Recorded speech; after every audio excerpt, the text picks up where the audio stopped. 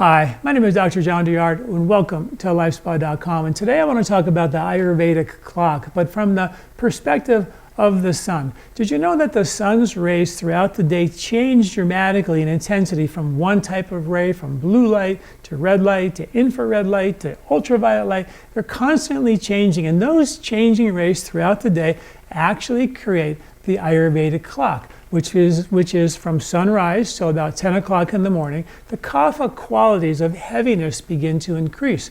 As the sun reaches midday, the pitta qualities from 10 o'clock to 2 increase during that time of day, help us stimulate our energy and make us digest our food better. And in the afternoon, between 2 o'clock and 6, the vata, the mind begins to become more stimulated. So let's take a look and see how that happens from the solar rays, the changing solar rays. Now, I wrote a pretty comprehensive article with all the science behind that you can take a look at to kind of follow along. But here's how it goes. An hour before the sun rises, there's something called the blue hour.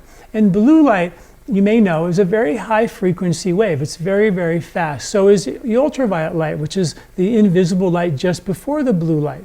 And those rays are very fast, and they get kind of scattered when they hit the atmosphere, particularly when the sun is very low in the sky. So the blue light, before the sun even rises, just gets blasted and scattered, so we see blue light.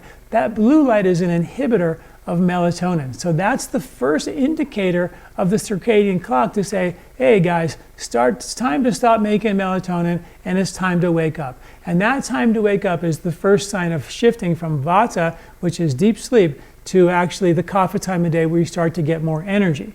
Now, after sunrise, which we have that beautiful red and orange glow at sunrise, that sunrise is also loaded with infrared light because the UV light, the ultraviolet light, is also scattered, and it's also blocked by when the sun is very low in the sky. The morning hours between 6 o'clock and 10 o'clock, the kapha time of day, is the ideal time to be exposed to the sun. Why? Because it's loaded with red and infrared light. These are the penetrating waves. Infrared light penetrates the body several inches. It actually even penetrates our skull. It's deeply rejuvenating. It stimulates the mitochondrial energy deep in your tissues to make the energy you're going to need for the day.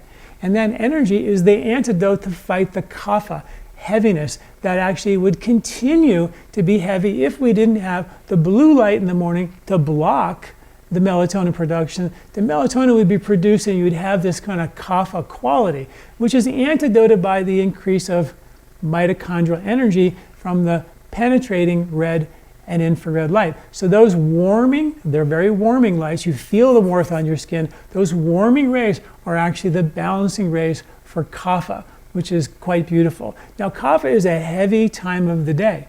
It's a time of day where the body is in fact muscularly stronger. And the infrared light actually penetrates the muscles and gives them deeper energy, muscular strength, better recovery. It even actually provides protection from your skin for the ultraviolet light, which the body knows is coming as the sun reaches midday. So those damaging infrared rays are actually protected, and the body prepares for them by having exposure to the infrared and red light first thing in the morning. See, nature had a plan, which was that we were supposed to be there for sunrise and midday and sunset. But now we go out in the sun for an hour here, an hour there, and we get skin cancer. Well, that's because we didn't have the full dose of all of nature's changing solar energy to give us the protection we need from the ultraviolet radiation, which we'll talk about in a minute as we get to pitta time of day. But to finish up on the kapha time of day between 6 o'clock and 10, if you didn't have that infrared light, you would find yourself being sleepy and very kapha-like all morning. But the muscular strength that you get and the deep stamina and endurance you get from those infrared rays and the mitochondrial energy to go dig ditches and plow fields and do your physical labor before the sun actually reaches the midday and it gets too hot to go out and do that physical labor. It's quite beautiful, but it's the infrared kapha balancing ray that is so beautiful at this particular time of day. Then comes midday between 10 o'clock and 2 when the pitta begins to increase, and that's the ultraviolet time. The UV rays are very hot at that time, and also the infrared rays are exploding and bouncing off of every green leafy tree or branch or bush. They're reflecting everywhere. And the infrared light is also heating, so it heats us up a little bit. That also increases pitta. The ultraviolet light increases pitta. But remember, we had the infrared light in the morning to make sure that the ultraviolet lights don't damage us as much as they would if we just go out for an hour or two, try to get a suntan, and end up damaging our skin.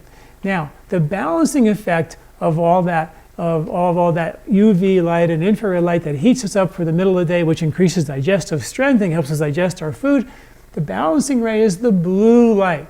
The blue light that's bouncing off the atmosphere and scattered makes the sky so blue is a very cooling ray and a vata balancing ray. So it also gives us levels of mental clarity and cognitive function, studies show.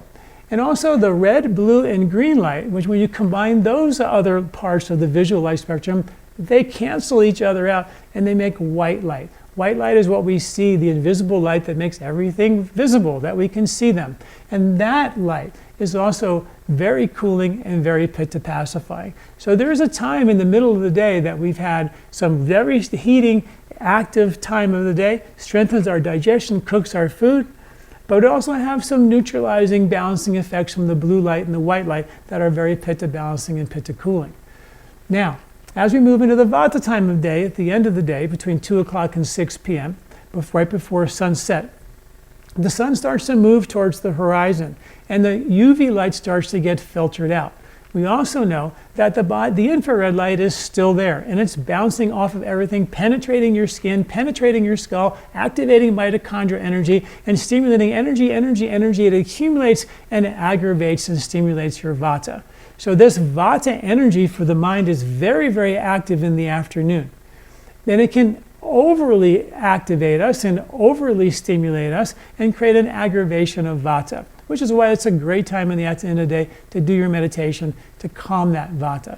But nature also provides, as the UV light begins to dip in the sky, the ultraviolet light disappears, and guess what comes back? The warming rays of the red, orange, and infrared light, the penetrating lights, which are both vata and kapha, balancing kapha in the morning and balancing vata in the afternoon. So that's the beauty of nature, is that as that sun starts to go towards the horizon in the sunset, during sunset, the UV rays disappear. Another great time to be exposed to the sun, because you get unopposed infrared, red, and orange light, which is deeply therapeutic, deeply penetrating, and deeply, deeply supportive. And don't also forget about the sun, the rays in the middle of the day. The infrared light and the UV radiation, they're actually very, very healing. Ultraviolet light gets a bad rap. Everybody says, that it causes skin cancer and causes all these problems.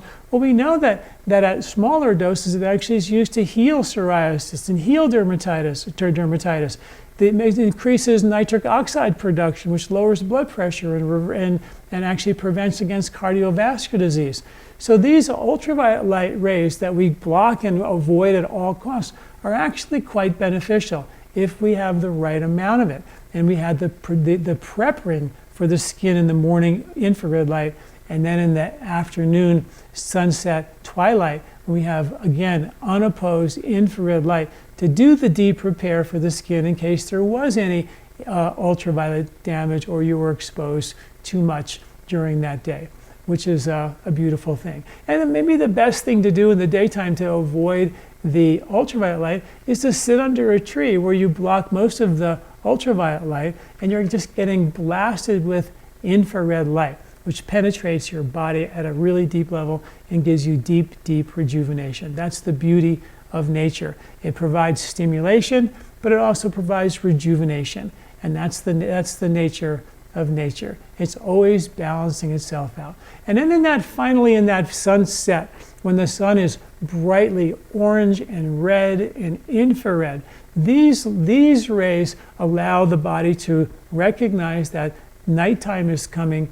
The blue light is overwhelmed by the red and the orange and the infrared light that allows melatonin to start being produced and allows the body to go into its nighttime cycle, which is governed mostly by the nighttime hormone melatonin, which of course should be unopposed with light pollution. So we should always start thinking about dimming our lights in the afternoon or in the early evening, and not having bright light exposure after the sun sets. All right, please check out this amazing article. And to me, it's just amazing how powerful and potent the sun is.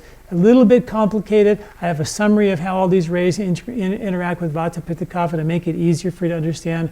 But I think it's profound information to understand how Ayurveda, you know, Ayurveda is premised on a really in-depth study of nature. And part of that study was understanding the sun in a big way. And understanding how the sun's rays had different effects in the body as the sun crossed the sky and activated Kapha, Pitta, and Vata throughout the day. Thanks for listening. I'm Dr. Douillard. Do you like this video? Don't forget to subscribe and share. This recording is brought to you by LifeSpa, where ancient Ayurvedic wisdom meets modern science. Get access to free health video newsletters by Dr. John at lifespa.com. These statements have not been evaluated by the FDA. These products are not intended to diagnose, treat, cure, or prevent any disease.